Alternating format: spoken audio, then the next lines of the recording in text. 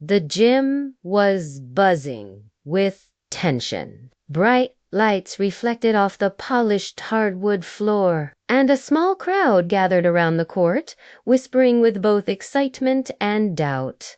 I stood there, palms sweating, sneakers squeaking as I shifted nervously. Across from me stood my opponent, a basketball-playing robot. This wasn't just any robot. It was engineered for precision, balance, and flawless calculations. Its sensors tracked every bounce of the ball, every shift in my weight. The machine's metallic body gleamed, and its red lead eyes seemed to scan me like I was a puzzle waiting to be solved. "Are you sure about this?" someone from the crowd called. I nodded.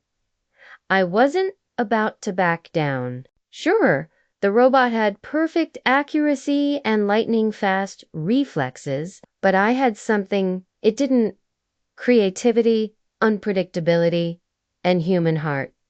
The referee tossed the ball in the air. Tip off! The robot's reaction was instant, arms shooting up like pistons. But I anticipated that. I didn't even jump. Instead, I let it tap the ball forward and sprinted around, stealing possession before it could calculate my move. The crowd erupted. First score, mine. The robot didn't waste time. It glided across the court with mechanical efficiency, crossing over with perfect dribbles. Every movement was crisp, almost too sharp. When it pulled up for a three-pointer, the ball swished through the net without touching the rim. I clenched my jaw. This was going to be tougher than I thought. We went back and forth, point for point. My jump shots, my layups, my drives to the basket every play was met with the robot's relentless precision. It had no fatigue, no hesitation, but I noticed something. It lacked improvisation. The machine was efficient, but predictable. So I changed my strategy. I began faking more often, exaggerating my body language, making unpredictable spins. When I drove left, I quickly switched right. When I looked ready to shoot, I'd pass the ball off the backboard and catch it for an alley-oop layup. The robot struggled, recalculating every time. The score tightened. Sweat dripped down my face as my lungs burned, but adrenaline kept me going. The robot, unfazed, kept its cold, methodical pace. It was 19-19 game point. I had the ball. The robot crouched low, sensors locked on me. It knew my tendencies, or thought it did. I dribbled slowly, watching its movements. Then I did something it couldn't have predicted. I laughed out loud.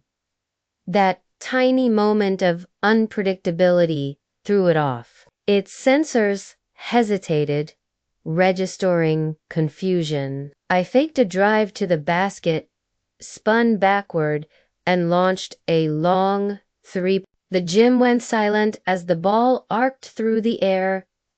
Swish! Game over. The crowd erupted, cheering so loud it echoed through the rafters. I dropped to my knees, exhausted but grinning. The robot tilted its head as if processing the impossibility of its defeat. I had beaten a machine built for perfection, not by being faster or stronger, but by being human flawed, unpredictable, creative. That was the difference. And in that moment, I proved that no matter how advanced robots become, there are things they can't replicate. Instinct, emotion, and the thrill of taking a risk when everything is on the line. I walked off the court to high fives and cheers, heart still pounding. The robot powered down in silence. The scoreboard read, Mi menos 21 robot minus 19. And that's how I beat a robot in an intense basketball game. The gym was still roaring when I walked off the court, sweat dripping down my chin. My heart felt like it was going to burst out of my chest, not from fear anymore, but from triumph. Unbelievable, shouted a boy from the front row. He actually beat it? Another voice echoed, man versus machine, and man wins. The crowd pressed closer, some patting me on the back, others snapping photos. The robot, however, simply stood frozen at half, its head tilted, gears softly whirring as though it was trying to process the impossible. The engineers rushed out with tablets in their hands, furiously typing. He should not have lost, one of them muttered. Our calculations were flawless. I smirked, leaning against the scorer's table to catch my breath. Guess you didn't program me in, I said, loud enough for them to hear. The crowd laughed, but the celebration didn't last long. The robot suddenly came back to life. Its lead eyes glowed brighter than before, scanning me. Rematch, it said in a voice that was both metallic and unnervingly calm. The crowd gasped. I wiped the sweat from my brow. What? You can talk now. Rematch. It repeated, bouncing the ball with perfect rhythm. Thud, thud, thud. Each bounce echoed like a challenge. The audience started chanting, do it, do it, do it. I glanced around. My body was sore, my legs heavy, but my pride was louder than my exhaustion. Fine, I said, pointing at the robot, but this time, let's make it interesting. The engineers looked alarmed. Wait, this isn't safe. The robot's learning protocols are activating. It adapts. I grinned. Good. So do I? The second game began under even higher tension. This time, the stands were packed, word spreading fast about the first human to ever beat the machine. Cameras flashed. A local sports channel even started broadcasting. The robot dribbled first. It moved differently, now less stiff, more fluid. It had adjusted to my style.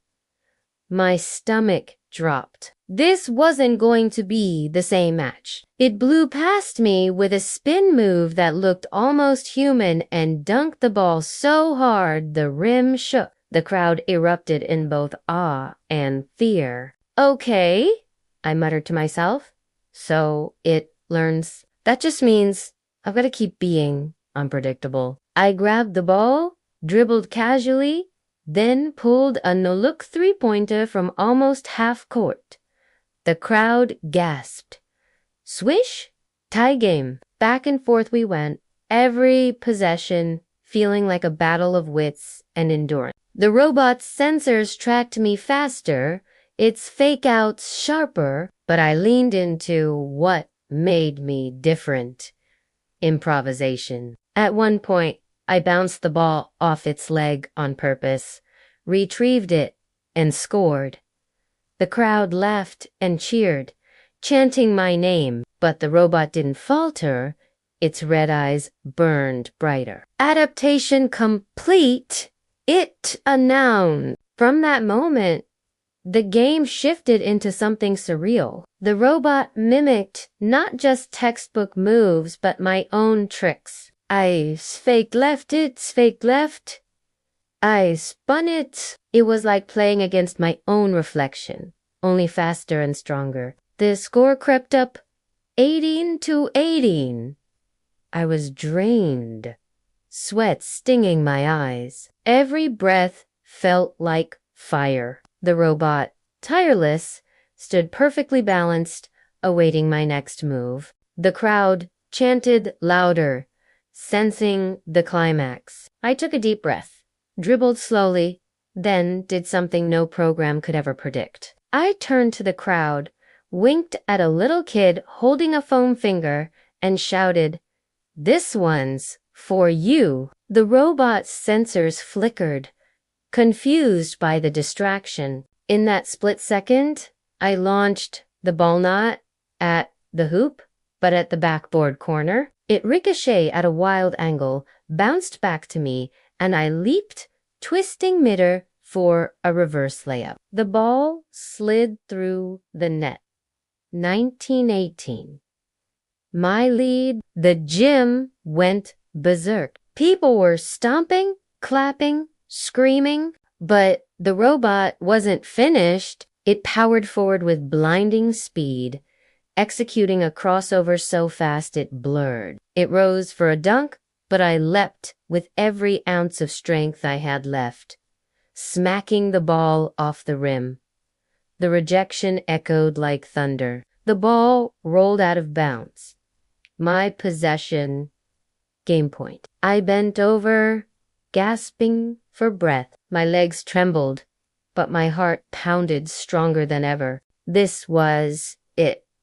One last play. The robot crouched, ready to pounce. I dribbled up, faked a drive, then suddenly dropped to one knee, palming the ball on the floor. The robot froze for half a second, sensors recalculating the bizarre movement. I popped back up, spun, and threw up a rainbow shot from beyond the arc. Time slowed. The ball soared, almost brushing the ceiling. The crowd held its breath. Swish. Game over. 21-18. Again, the gym exploded. People stormed the court, lifting me on their shoulders. Cameras flashed like fireworks. The robot stood motionless, silent, its processors overwhelmed. A reporter shoved a microphone in my face. How did you do it twice against a machine designed for perfection? I wiped my face, smiling through the exhaustion. Simple, I said. It can calculate, but it can't feel. It can copy, but it can't imagine. And that's what makes us human. The crowd roared even louder, chanting my name. The engineers, stunned, finally admitted defeat. The robot dimmed its lights and powered down, as if acknowledging the truth. That night, the story spread everywhere. Headlines read, "Human outsmarts robots in basketball showdown twice." But for me, it wasn't just about winning. It was about proving that heart, creativity, and the willingness to take risks still matter in a world where machines dominate. And as I lay in bed that night, muscles aching, I couldn't help but smile. Because no matter how advanced robots become on that court, under those lights, I reminded everyone that humanity still had the edge.